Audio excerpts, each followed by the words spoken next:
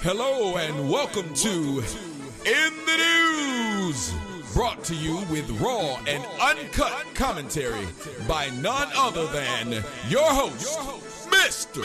Tommy Sotomayor. Hello everyone, welcome to In the News. I'm your host, Mr. Tommy Sotomayor. Now this story was sent to me by a whole lot of people, so what I'm going to do is not only show you guys the commercial, but I'm going to also let you guys see that it's made it always to the news. It's made its way around to almost every major news circuit. And what it is there's a story about something that should be fairly benign, and it's a Cheerios commercial. But this Cheerios commercial has started a firestorm of comments from American citizens known as black women and white men. Now here we go. I'm going to play these things to you and let you guys get your thoughts together. Then I'm going to give you mine. So go ahead and roll that beautiful bean footages. Mom. Yes, honey? Dad told me that Cheerios is good for your heart. Is that true? Says here that Cheerios has whole grain oats that can help remove some cholesterol, and that's heart healthy.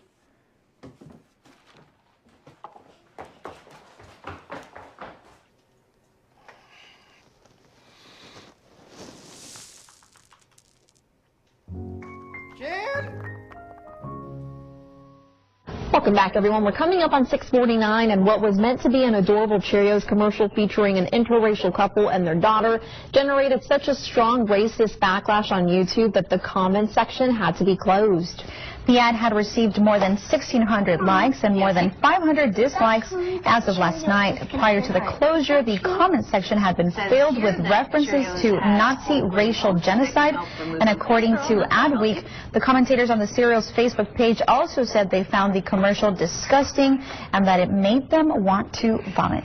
It's really sad because this is a national corporation like Cheerios who was just trying to make, a commercial that has family values. Yeah, and it was funny. I mean, the little girl went and poured them all over her dad.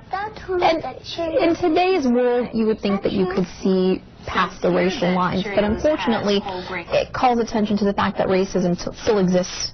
And those are such strong words just to say that made me want to vomit. I mean, that's some serious stuff right there, Yeah.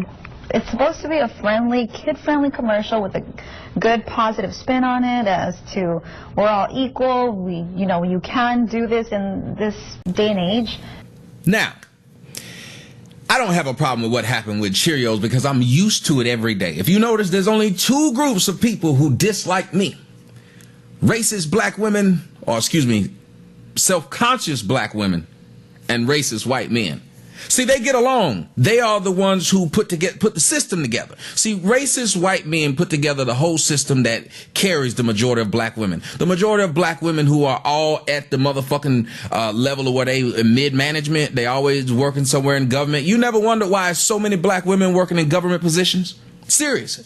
You've never wondered why there's so many. When you go to the DMV, it's a bunch of black women. When you go to downtown to get up your social security card or anything that you go do in the government, there's a bunch of black women there. Have you never noticed that? That's because the white man is smart, and they make sure these jobs are the hardest jobs to get somebody fired. Why? Because they know for a fact that black women are very, very difficult and have a hard time working at jobs where they could just get fired because there's no, right to work state. If you work at a job and they can fire your ass, black women usually are the first ones to get fired because of attitude. So white man was smart. He made it to where she'd get positions where she was difficult to fire. Also, if you look at most customer service positions at Walmarts and things like that, the middle management, again, black women. Customer service manager, black woman. All right. Now, let me move on. And people are asking, why do I talk so funny? Having a tooth problem. But let's move on to this commercial, though. The commercial shows a white woman, the mixed child, and a black man. Now, the only problem I had with the commercial is how they had the man sounding like a bitch at the end. Yeah. Well, I don't know why he was talking like that. But it is the one thing that black women, insecure black women, and racist white men have in common: their fear. The white man is afraid of the black man because typically today in 2013, The sign of masculinity in almost every other culture, the women think of when you think of a masculine man, it's a black man. Well, that bothers the white man. That's always bothered the white man. That's one of the biggest reasons why he loved raping the black woman in front of the black man. That's the biggest reasons why he loved calling any of his kids black and forcing that black man to take care of the mixed kids. That's why mixed kids can't call themselves white. You never noticed that? Anyway, let's move on to the black woman's end of it. See, the black woman's afraid. Black women don't like black men. They don't. Since slavery, she saw a white man with power. So her whole construct at that point was wanting to be with a white man. If you notice, a black woman with an attitude, when she dates a white man, she loses the attitude. They even wrote a book, and in that book, it said, leave the black girl attitude at home. So what does that tell you, black men? It says that they know what they're doing to you is wrong. They do it to you out of disdain. The reason black women talk to us and treat us that way is out of disdain. I'll give you an example. Have you noticed when you work a job that you don't like, or you're dating a girl that you don't like, you're relatively mean to them. You're short to them. You talk crap to them. You don't show up on time at that job because you don't like it. And the only reason you're there is because you have to work there or you can't get a better job. Same thing about living arrangements. You don't treat a car or a house very well when you feel like that's the only car or house you can get, but it's not the one you wanted. That's how black women treat black men. We're not the man she wants.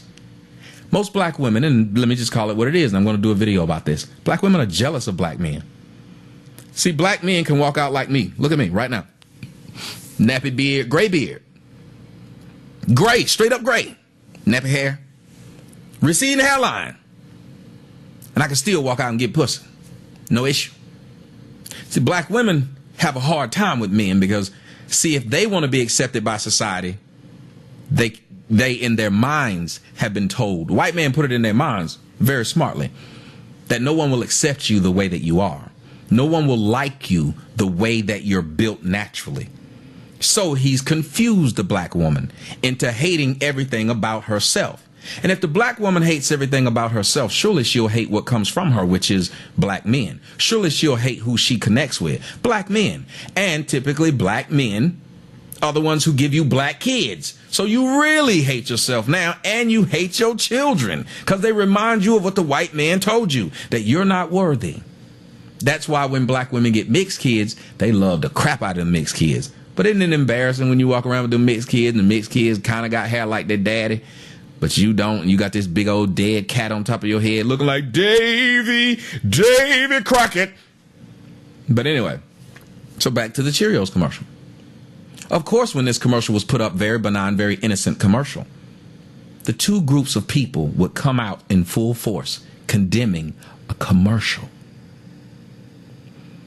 So for everyone who tries to claim that there's no more racism in the United States, that's bull crap.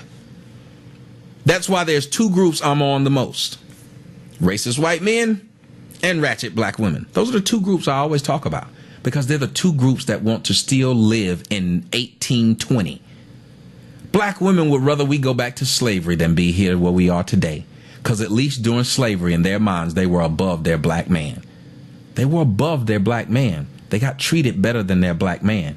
They longed for those days to where master would bring them aside and help them with little chores and screw them. And black men were killed for trying to even look at a white woman. They longed for those days.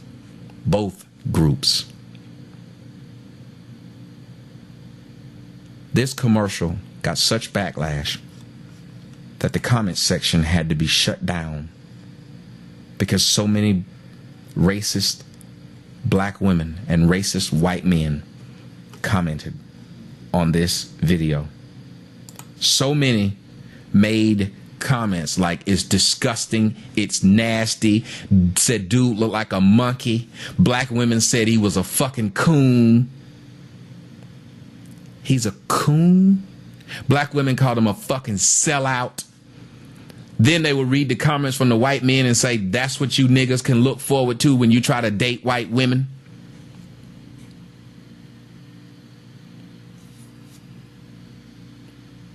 How can a 30-second commercial bring out that much hate?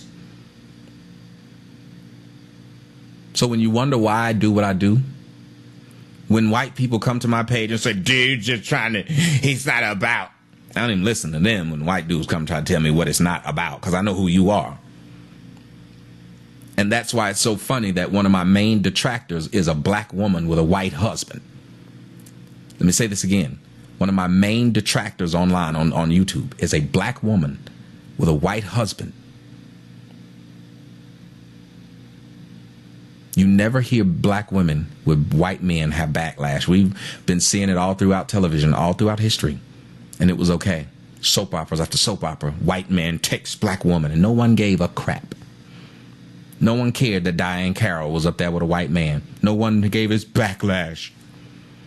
As soon as a black dude get a white girl, backlash all over the place. Look how they treated Tiger. And Tiger ain't even black. White folks want to take away sponsorship, call him the worst athlete ever. Kobe Bryant, white people couldn't stand him. O.J. Simpson, white people couldn't stand him. Black women said, that's what you get. They both used those examples. Think about it. Listen, I want y'all to listen. Racist white men and ratchet black women, or racist black women, both use O.J. Simpson as an example to scare each other away from each other. Black women will say, see what happened to OJ? That's what white women will do to you. OJ got off. OJ killed a woman and got off. How the hell is that an example of what white women will do to you? White men do the same thing to white women. Get you one of them black men, see what they'll do. They'll kill you like OJ.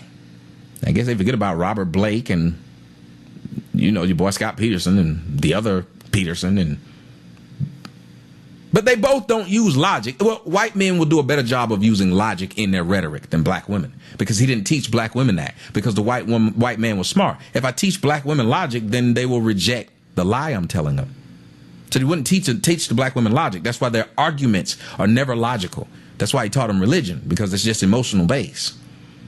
Again, I hated for this to turn into a blog, but I want you to understand how deep-seated racism is in the United States. And it's been kept alive by two groups. I'm sorry, there are two groups keeping racism alive. Racist white men and racist black women. Those are the only two groups of people who feel like they must pressurize this racist pot.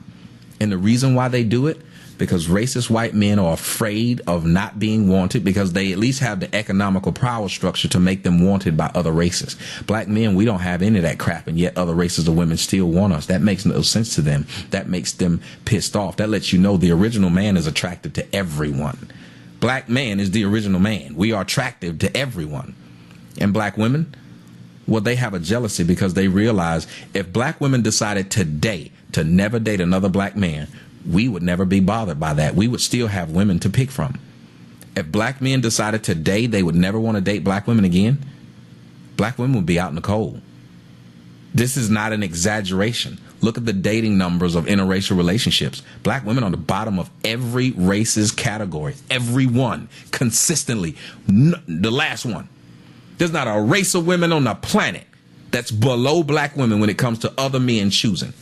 And why is that? So, of course, that's why they're jealous. So, of course, that's why those two groups got together to the point of where they had to shut down the comment section on a damn 30-second commercial that offended millions of idiots.